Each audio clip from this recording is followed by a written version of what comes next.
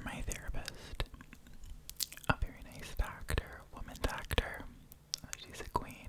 And we we Zoomed this week, and she was wonderful and quite intelligent and well-spoken and listened very well, and I think she's a great fit. So she's got some ideas for meds. So I mentioned to you all probably a while ago that I was on Alexapro or escitalopram for about 6 months, and then I decided I would try doing my own experiment, basically. A different antidepressant called Trintellix or vortioxetine, which the manufacturers were looking into research to see if it would help with memory issues associated with depression and anxiety. So I started taking that in January of this year, and I've been on it ever since. And I've been doing really well in school, but it's super expensive because it's still patented, and I don't really know if it has any proof that it helps anything with the memory. So I spoke about this with my psychiatrist, and she suggested switching back to Lexapro and adding on Wellbutrin, also known as bupropion. Wellbutrin works on two neurotransmitters, norepinephrine and dopamine. And this drug is a reuptake inhibitor, so it blocks the body's ability to reuptake and suck out these neurotransmitters, therefore leaving it in the synaptic cleft where it can bind and work. So it increases the amount of neurotransmitter in the cleft. Both of the other antidepressants I was on work with serotonin and do the same thing. So if I switch, and I am in the middle of switching to Lexapro, and if I add on Wellbutrin, serotonin, dopamine, and norepinephrine will be under drug's controls rather than my body. And by that I mean it's kind of going to level out these neurotransmitters, which is really nice. So not so much fluctuation, which causes, things. And so dopamine and norepinephrine have been shown to be associated with memory and recall, so she thinks that will help with that, as well as any fatigue or side effects. And one of the side effects is weight loss with this drug. It can make people quite nauseous, so that's going to be interesting. I will be starting that in the beginning of November. However, if I am nervous about it, I might not, because finals is right around that time, so I might just start it. Who knows? However, this is a big semester for me. If you guys know, I am in the middle, or not in the middle, near the end of redoing a year of school. And this semester's grades count in 3 specific classes that I chose. Pharmacology, which was required because that was the class I got a C in. Physical diagnosis 2 and physical diagnosis 2 lab. So together I'm enrolled in 6 credits. However, I'm auditing all of the rest of them and taking those classes as well. So far I'm doing really well. The first pharmacology exam I got a 100, which is crazy because that's the class that forced me to decelerate. Because every class a year ago in that semester I got the grade I needed or above, except for pharmacology, and pharmacology brought everything else down, which is crazy. So we just took the second exam in pharmacology, and it was only 26 questions, which sucks because I got 3 wrong, even though I should have gotten partial credit for 2 of them, but my professor doesn't believe in that, so I ended up getting a 23 out of 26, which is an 88. I'm still very happy, but I wanted to get another 100. Obviously, I can't set myself to that standard because PA school is not 100, so it was nice while it lasted. But other than that, I'm doing really well.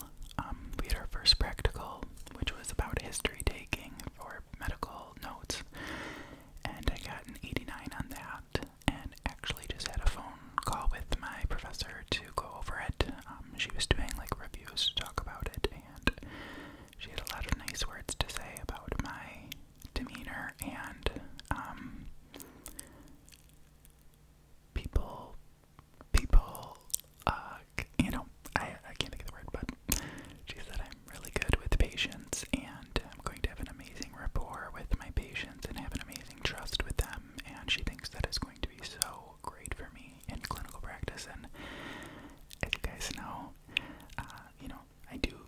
myself, but that is one thing I think I am good at.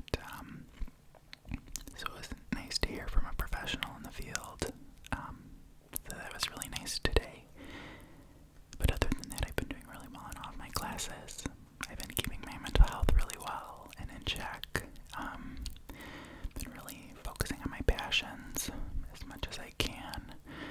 I've been trying to go for as many walks as I can. I've stopped really working out and lifting weights, and I'm trying not to beat myself up for it, or about it, because I know that in life things are going to fluctuate, and my passion for the gym is kind of in a lull right now, and that's okay, because it's probably not always going to be, but I'm maintaining some form of exercise, going on fast walks, 13-minute miles, getting my heart rate up, and occasionally, if I feel like it, lifting some sort of weight. And, you know, if you were to ask me this a couple months ago, I probably would have lost it, because I was in such an unhealthy relationship with fitness and exercise again, and so I'm happy that it's in a much better place, and I'm taking the time I need and taking it day by day.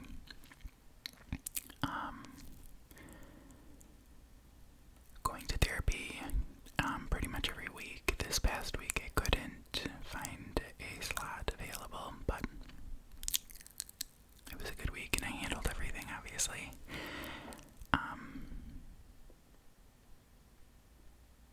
I decided to get off dating apps a few months, a few weeks actually, after my breakup in May. After talking with my therapist, I decided to get on Tinder just to socialize and try to fill the void, fully knowing I wasn't looking for anything, and that was fun for a while until I saw my ex. And once that happened, it kind of sent me down a path of an amazing month, 2, 3 of healing.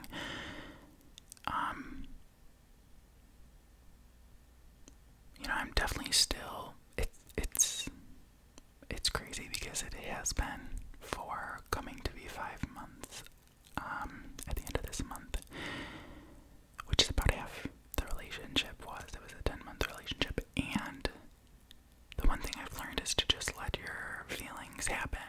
I used to beat myself up when I would think about him or think about us or whatever, because it wasn't the most healthy relationship, and so I felt, why are you worrying? Why are you thinking about it when you knew it wasn't going to work, and you ended it, obviously. But I mean, it's not that there wasn't love there. I definitely had love for the man, and it was hard at first to think about loving someone who didn't love me back, but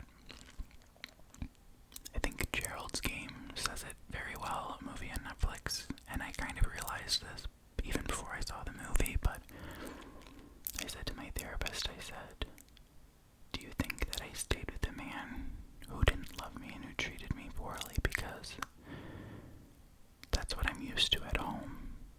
And she said, no doubt, a lot of people do that. And Gerald's Game says, but the thing is, Jesse, you married into the only dynamic you've ever known. And I think it continues like he was a man and you were a child or something. But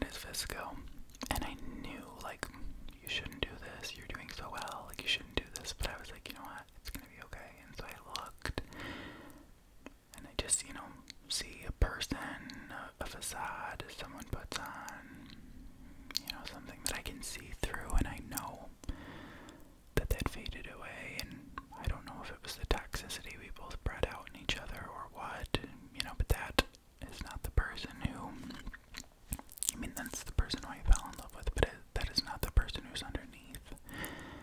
And, so I screamed at my phone and closed it. And when I reopened it, there's a new picture there. And it was of him and a new man. And so if you tell me I'm not psychic, you're wrong. But, so yeah, saw that. And I'm doing okay. It's weird. I would expect myself to get really upset over this, but I've done so much healing, and I let myself think about it as much as I want, so I know as much as I wanted it to work out, it wasn't never going to, and there was nothing I could have possibly done. And even if I made mistakes and wasn't the most perfect person, I still deserved better, and he wasn't the one, but he taught me so much, and I will be forever thankful for that. And I wish him the best, and so to see him with someone else, I hope he's happy.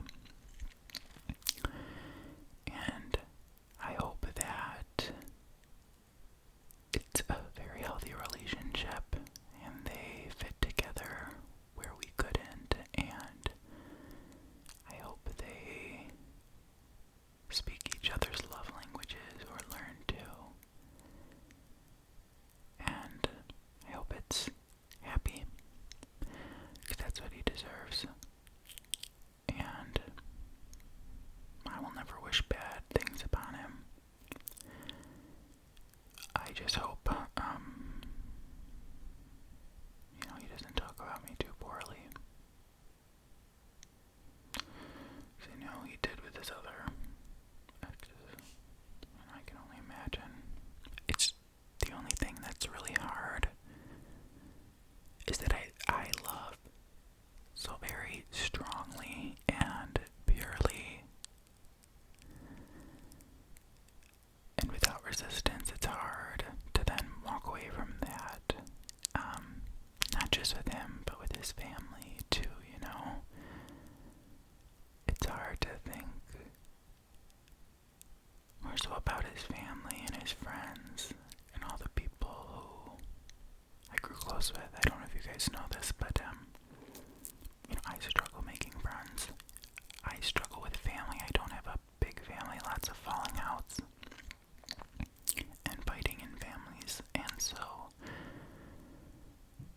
I felt so comfortable and good for a while thinking I had another family, a family who may have been dysfunctional, but was unique and beautiful in each and every way that they could be, and I loved all those people, and so thinking that they now probably hate me too, and may not be loving this new person, it hurts. But I will find it again, and it'll probably be better, and that's what I try to remind myself. And so, although I want to sit here and